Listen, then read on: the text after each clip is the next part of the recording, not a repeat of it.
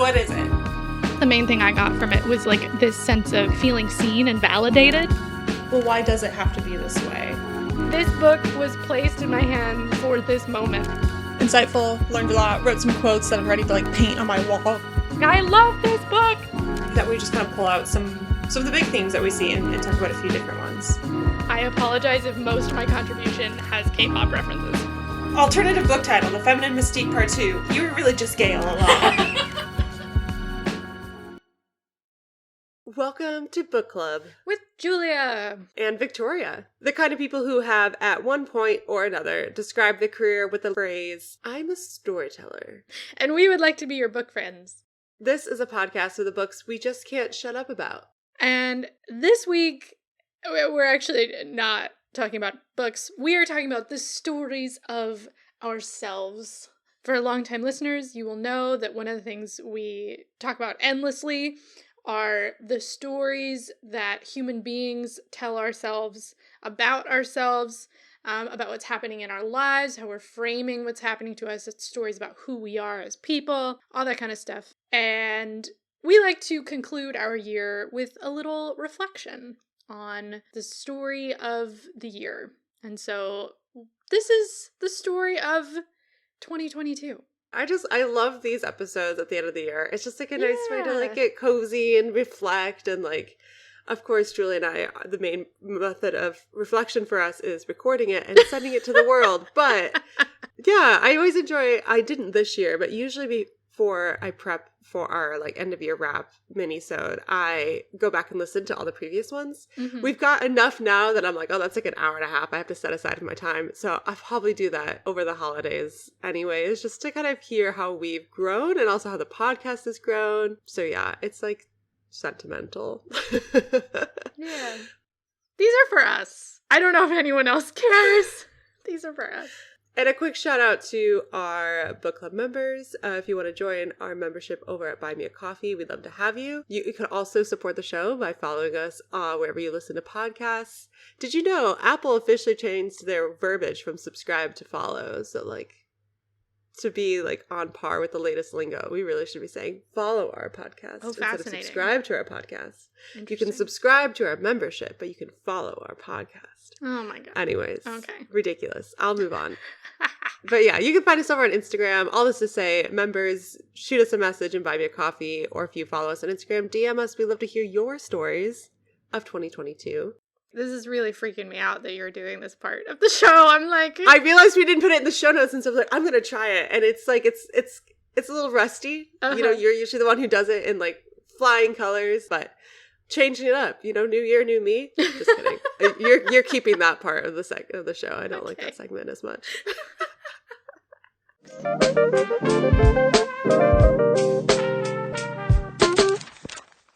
The stories that Julie and I want to talk about today are, you know, a very traditional character arc. This is an old story I used to tell myself. These are the experiences that I've had in the recent year, and this is the new story, or the modified, or the more developed story that I'm telling myself. So for me, a quote that kind of sums up the last couple years for me, I literally have it on a sticky note next to my bed, and my partner was gently laughing at me the other day, saying, kind of along the lines, like, I even though we've dated for years, I continue to learn new things about you, including this little part of you that writes like super motivational quotes and keeps them next to her bed. He's like, I didn't realize that was you, but I see it now. Yeah. You used to have him, like, you were that teenager who had like sticky notes on your mirror in your room. Oh, yeah. Like, that was very Victoria. For sure. I had like the full like expo markers I would use to write. I had like my closet doors were mirrors, like the whole doors were mirrors. And so I would write on them. It would be things like to-do lists and motivational quotes and like goals, and it was very extra. It was very Pinterest. It was very Pinterest. We were very of our time. Yeah. So now, after teasing this quote for like a while, I will finally read it to you. It's from the literary classic, just kidding, the film rom-com classic, You've Got Mail. It's from an old lady in the movie, and I honestly don't remember what her role is, but she says, you are daring to imagine that you could have a different life. And the quote goes on to say something along the lines of, I know you're afraid right now, and it feels like you're a failure, but you're marching into the unknown. And this was a quote that someone kind of gave me in 2021 when I was thinking about leaving my full-time work and freelancing full-time. But it kind of started applying to like everything in my life.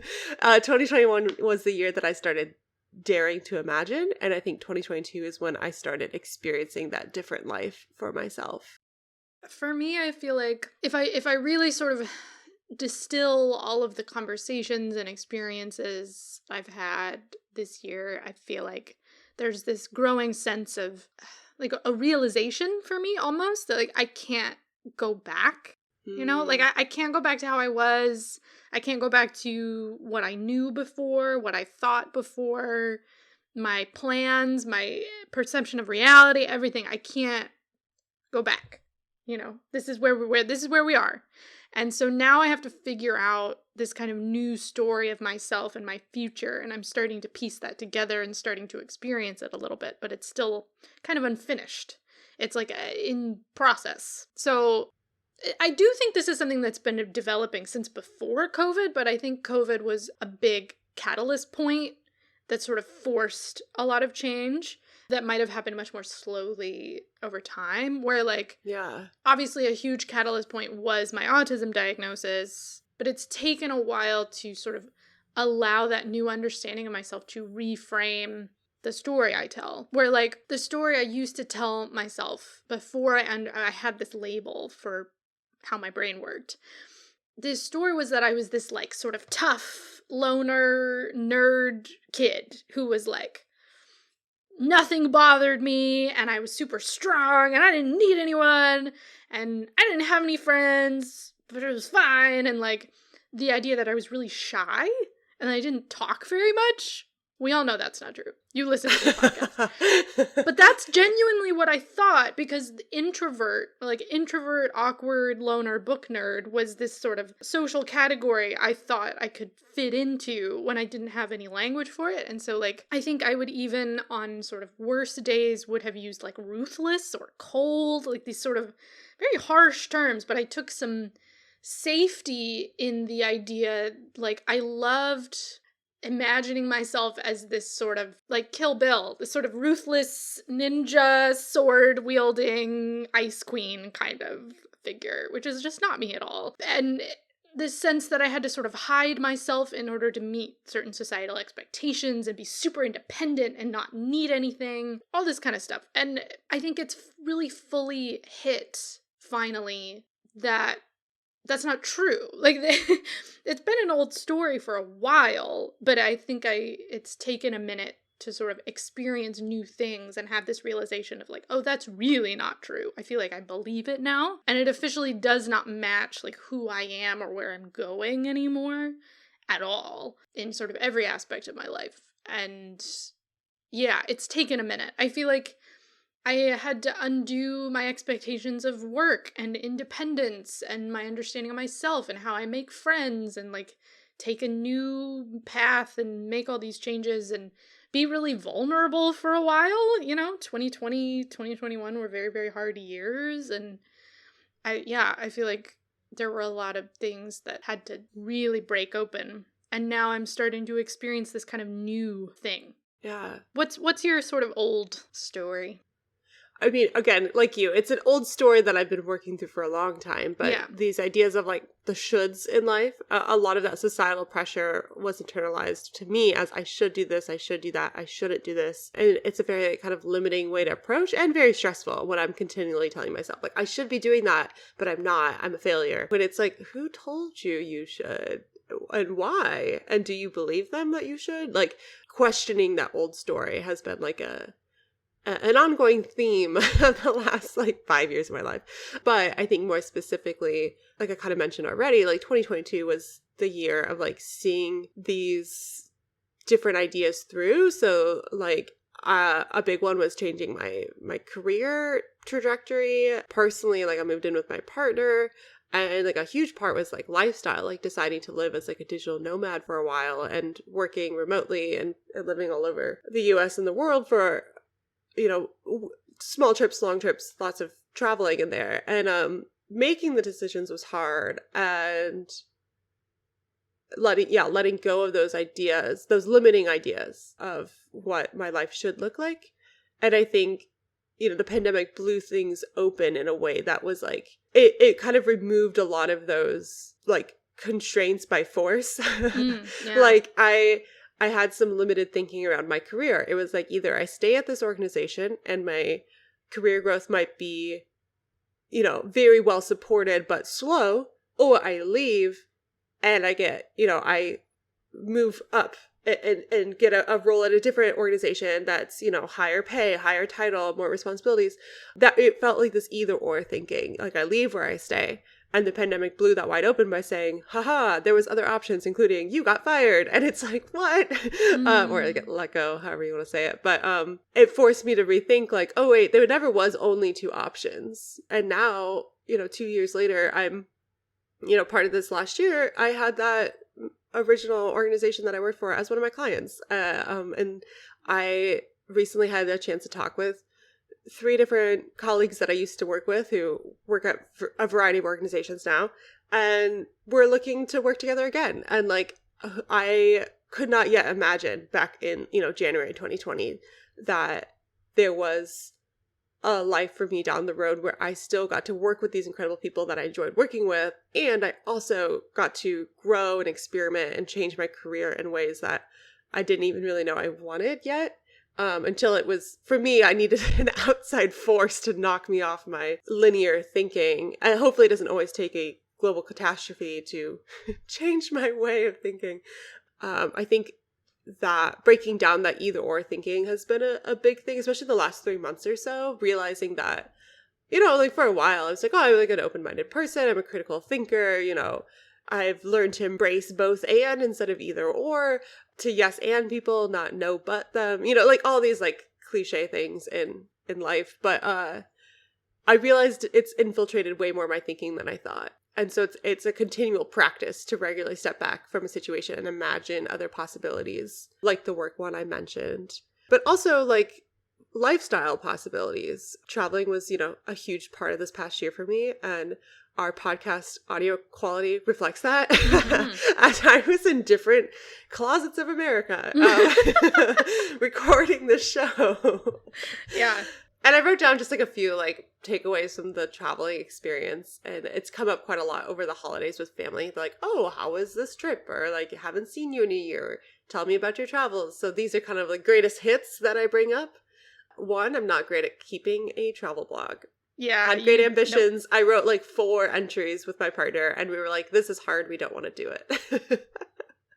And takeaway 2 is you take everything with you. Like emotionally, you take everything with you. You don't wake up in LA a different person than you were in your hometown. For me, I'm a person who has days where I don't feel great. I don't want to go places. The world feels overwhelming and I'm sad. And that doesn't go away just because I'm in a beautiful place.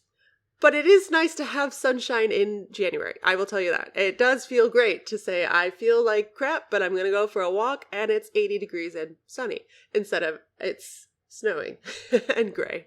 Mm-hmm. So, I mean, change of weather was nice. As romantic as traveling can look like, you take yourself with you. Like, you're your own home and you no longer have the distractions and trappings of a physical home, and so it's very apparent you have just yourself and or the people you're traveling with. But it allowed me to really like break out of this like shouldn't I thinking.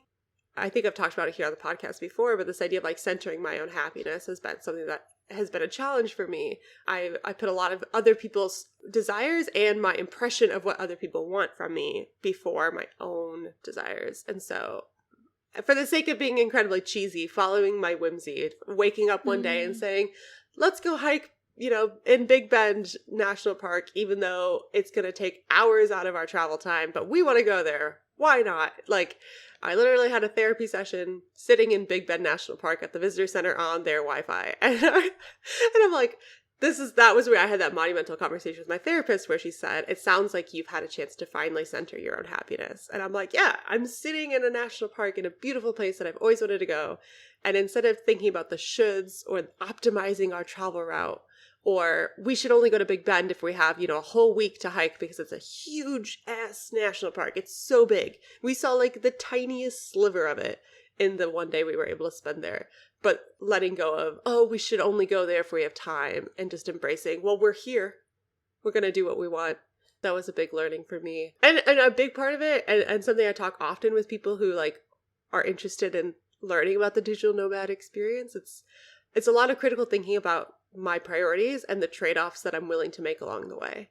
So like, it is fun, but there's also like, I enjoyed my freelance career and it made it possible to do that, but I really didn't grow my business in the past year. You know, I just maintained it because I didn't have the bandwidth to grow. And now I'm at a place where I want to grow. So we came back to Chicago and we're laying down roots again so that both of us can focus on a career a bit more. Trade-offs also was I only saw my friends like, I mean, I saw Julia as much as I already see Julia, which is great, on Zoom every week. But, you know, for the majority of my friendships, it really changed. And so it turned into like a, hey, how is it going? See you in 2 months, see you in 6 months. And so another reason we're back for a while is just to like cultivate those relationships more and build a sense of community in person again. We missed that during the pandemic, but we hadn't had it in so long that it was quite easy to leave. But now that, you know, it's much more possible to have those in-person relationships, it's nice to be back. Yeah. I have to say, for two people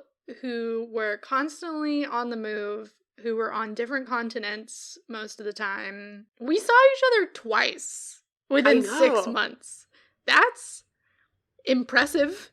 First of all, I would like to pat us on the back, but also, like, I don't know, it's kind of cool. I'm like, yeah. I think because you were so mobile, and I really caught you at the tail end in Seattle of your, you know, settling down, but, you know, we could just sort of converge our existences on certain points at certain times, which is, I don't know, kind of the dream. And like, as much as I mentioned, like, you know, missing friends and that deep sense of community, we also had an incredible experience to spend a lot of time with people that we don't usually. So like, yeah. My brothers live in different states than me. Varun's siblings live in different states than him. But because we were so flexible, we could prioritize things. And because we were going to interesting places, people kept saying we want to visit. You know, so we went to LA with his brother. He was able to, you know, work remotely and live with us for a little while. And I got to go live near my older brother. And it's like, that still is a possibility for us. Like, to embrace that travel mindset of like, if we want to go somewhere, let's just go, instead of waiting until the optimal time to go. Yeah. Anyways, I digress. But I am proud of us too that we made that happen. And it speaks to our priorities as friends. To be like, you're on my continent, I will come see you. Yes, exactly.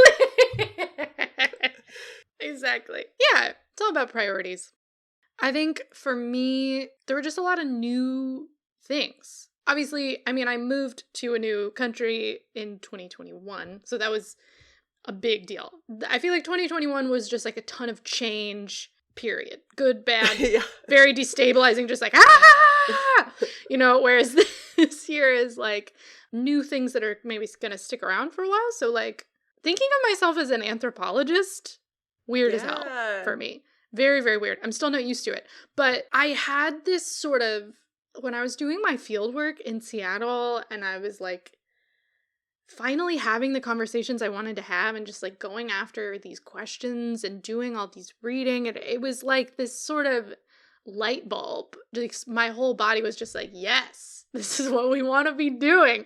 And I've never felt that before. I've always like, this sucks. This is so much worse than anyone said it would be. So that was really cool. I mean, academia still sucks ass, so we're gonna figure a way around that. But I also found a kind of potential new, like, very unconventional work pattern that might work, where I do a kind of high-intensity summer that sort of covers my essentials for the year, and then work a lot less during this sort of school year. Very unconventional, but it's kind of working. Okay, but it also seems like the pattern of a farmer. Yes. You're just embracing the farming lifestyle. I am. As a teacher and writer. Yeah. I am an idea farmer, and I have my harvest of ideas in the summer. Harvest of students and ideas in the summer. It's sort of a reverse school year kind of. But yeah, it's like farmer lifestyle. Which, I mean, makes sense because the reason our school year is the way it is to fit so the kids could go home to help their parents on the farm with the harvest. So, like, seeing these kind of, oh, I could do this in a way that actually supports me and doesn't break me, you know, which has been something that's been really hard to imagine. Finding a new way of making friends that actually works for me, monumental. I feel like that's something I've always had. I mean, since I was like 11 or 12, I've had friends that are like really, really close, you know, but it's been a lot of trial and error, and I didn't really know what was happening. It was more like forced proximity friendships that I would I'm very good at cultivating friends I already have, but like making new friends in a new place with new people, very hard. And I feel like I've finally got a bit of a system down. And then, you know, opening up to getting connected with an online autistic community for the first time has been really awesome and has helped me feel so grounded and included in like a world. And we shifted our podcasting rhythms over the summer to be something that we could do more long term. And there's just, a lot of changes of that sort of, like you were talking about, the shifting our thinking to like, you know, it doesn't have to be like that. If you don't want, you could do something else. Just because it's what everyone else normally does, it doesn't mean it's what you have to do. It might be harder, or there might be certain things, certain images, public images of yourself, certain ideas about yourself you have to give up, but that doesn't mean it's bad. It could really work for you. Yeah, I feel like when I started writing this down of like the consequences of these sort of new things and this new way of thinking about myself, I realize my sort of developing story so far is realizing that I'm like, with all of these changes, right? I'm actually a very sort of loud and open and friendly person once I'm comfortable, right? Even with the online autistic community that I got connected with, it took me a few sessions to even turn on my camera and talk. Like, I was like so anxious about it. But now that I'm really connected with it, I have to like make sure that I'm giving everyone a chance to talk. We have a lot of thoughts about this, Julia. Yes, I know. We can share when it feels relevant, but let everyone else talk. And I've got a lot of random interests and a lot of enthusiasm, and I'm like a big kid. I feel like I'm embracing my sort of childhood self a bit more, but with that comes acknowledging that I am very sensitive, and I feel like during the pandemic, I would get so angry at myself for that. I was like, you idiot, you wimp, like you're so weak, you need so much. And now I'm like, yeah, I'm a very sensitive person and I need a lot of care for myself and a lot of love and support from other people, and I need to be interdependent, you know, I need people. Also, it finally allowing myself to accept the fact that I am probably never going to have a traditional looking career because it's just not going to work for me. I'm not going to look successful to other people. Like, I'm going to work enough to be comfortable, and that's it. Probably forever. It's not... And I'm okay with that. My sort of personal trajectory and growth does not really involve becoming very, very rich. That's just not in the cards. So, or looking super successful in the ways that, I don't know, America cares about, I guess. I'm like, yeah, that's okay. That's kind of where we're headed, I think. I had this, like, again, like a little, like, epiphany. I think it was actually before a therapy session where I was imagining myself as like a 2D shaped burst, just like on a, you know, if you like drew like a big scribble on a paper, and I imagined kind of these pressures I was feeling as this like box that I was trying to fold my little burst shape into to like fit inside this box, and imagining just like getting rid of the box and just deciding like I am bigger than this box, and that's beautiful and that's amazing, and I'm going to be all of me, not just the part that's accepted. And I think you know, maybe in the next 3 years, I'm going to imagine that I'm not 2D, I'm 3D. And look at me Ooh. popping out and all the places, being big and bold and beautiful. She's growing. She's a tree. Look at her go. So I'm sure I'll continue to see my life even more broadly than I do now. And I think this year was kind of the story I'm telling myself is that the more I go out and do the things that once felt too bold or too big or too different, the more broadly I can imagine the possibilities of my future. Like, I'm no longer just restricted to, you know, this linear thinking of like my career needs to go in this sort of shape and my income should kind of grow in this general direction. And like, it should all just kind of continue on instead of imagining like there's like a starburst of possibilities of where my life may take me. And I'm sure in so many ways I'll be doing things in the future that I'm like, wow, when I was 27, I never would have thought like this is where my life would be, but I'm so glad I'm here. Because that's how I feel right now. Like, wow, 21-year-old me could hardly imagine the life I live now. And how excited I am that I do get to keep doing things that once felt like just like an idea, you know, to be able to like live out the idea and realize like, wow, I tried the thing that I thought I might want to do and turns out I really liked it. Or like, turns out I hated it, but here's what I learned. I feel like sometimes you have to do the thing that feels not impossible, but like not what you have to do the thing that's not what you're supposed to be doing. Or you have to do the thing that like you've always really wanted to try, but it feels crazy or whatever. You have to do it. And then when you don't crash and burn or you don't die and you're like, oh, okay. It's like a video game where like the map is all really dark and you have to go to a place before it lights up on the map and you can see it and then you know what's there and you can go there. But you don't know what's there to begin with. You have to go first. And then you're like, oh, this is like a cool lake. There's an activity over there. I can decide to do that later. And then you go somewhere else. And like, you can tell I don't play video games the way that the language that I'm using here. I watch people play video games. But it's kind of what it feels like. It's like doing field work. I just refused to think about it because I was kind of terrified of it. I thought it was going to be really, really hard and I was going to be exhausted and it was going to be terrible and no one was going to want to work with me. And it was just like all these kind of things. And I did it. It was the best. It was the best. And I'm like, how do I do that again? You have to kind of do it. And then you go, oh, okay. And then you start imagining from that solid point that you're at now, you start imagining all these other ways that things could go.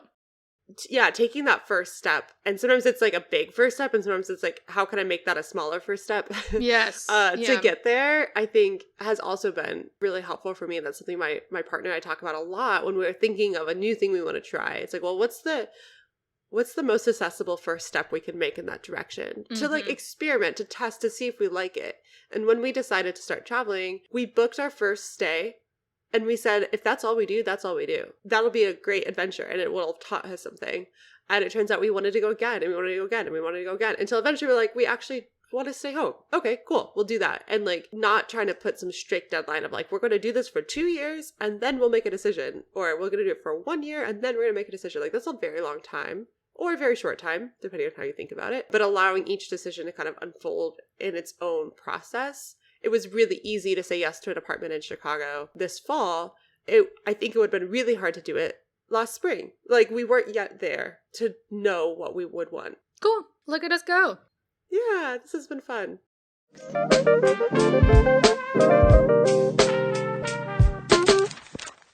Let's end with some currently obsessed. These are the things that are bringing us joy that we can't stop talking about. You can go first. So, I finished watching the Harry and Meghan documentary last night. Oh, baby! I have many, many thoughts. Ooh, maybe I should watch that this weekend. What's it on? It's on Netflix. Okay. It's 6 episodes. And it walks you through their whole story.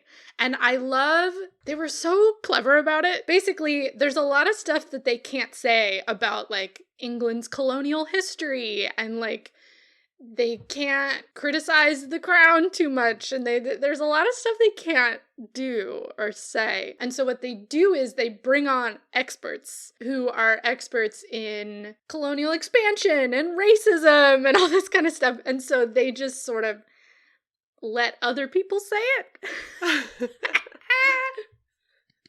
And so they can get away with it, basically, because, like, they're not saying it. It's pretty great. So anyway, go watch it, and then we can talk about it. I have so many thoughts. Let's go, Harry. I'm so happy for him. Talk about imagining new realities for yourself. Yeah. Like, my God. That's big. That's huge. He left the fucking monarchy. And not, like, quietly. Very publicly. Not to go, like, be a monk in the woods, but, like, to go make documentaries calling out colonial history. Yeah. That's great. Oh, it's so good. Yeah. And then the album that I have had on repeat constantly, all day, every day, has been Indigo by RM. It is his magnum opus. It is so incredible. He's got a million different, really, really incredible featuring artists. He covers every genre. It's so good. Oh my God. I feel it in my soul. Yeah. +1 on that album. I have also been listening to a lot since you sent it to me, and it's been a delight. And, SZA's new album, SOS. Also been listening to that a lot. I love that it's like 20 tracks long. I was like, we are blessed. We have so many new tracks after many years of waiting for a new album. And I've also been listening to, it's an older serial podcast, like not serial as in the podcast, but serialized, Heaven's Gate, which is about the cult Heaven's Gate. The podcast is hosted by Glenn Washington, who is an incredible host and reporter, and shares his own story. He grew up in an end of times kind of cult as well. And so it's a very in-depth look, critical while also empathetic to people as people. And, for Glenn Washington, when he saw, this is the cult where there was a mass suicide, when he heard on the news that had happened, he was like sucked in of like, that could have been me. Given the life circumstances I had, those could have been my friends. Those could have been me. Sitting with the question of like, what leads people to these cults? What are people looking for? What do they get? Anyways, it's a very well done podcast. I know I'm many years late to the game. It came out in 2017, but it's good. A lot of good stuff for your holidays if you're home. Yeah, listen to some cult podcast and an album about breakups. Well, happy holidays. See you in 2023. Just kidding. I'll see you before then. But, you will. To our listeners, see you in 2023. That's crazy to think about. But yeah, see you guys then. See you next year. Bye. Thank you for listening to Book Club with Julia and Victoria. We would love to hear your thoughts on this book or the topic we discussed, so you can share your review and recommendations with us on Instagram at BookClubWithJV, on our website, bookclubwithjv.com, or by leaving a review on Apple Podcasts. You can also visit our website for show notes with links to all of the recommendations and the things bringing us joy. If you don't already, go ahead and follow us on whichever podcast platform you are listening on so that you can be notified when our next episode is released. This episode was co-hosted and produced by myself, Victoria Bruick, along with Julia Clausen. Rebecca Gasme provides us with project management support. Our music is composed by Greg Bruick, and our logo was designed by Gabby Fabland. Until next time, happy reading.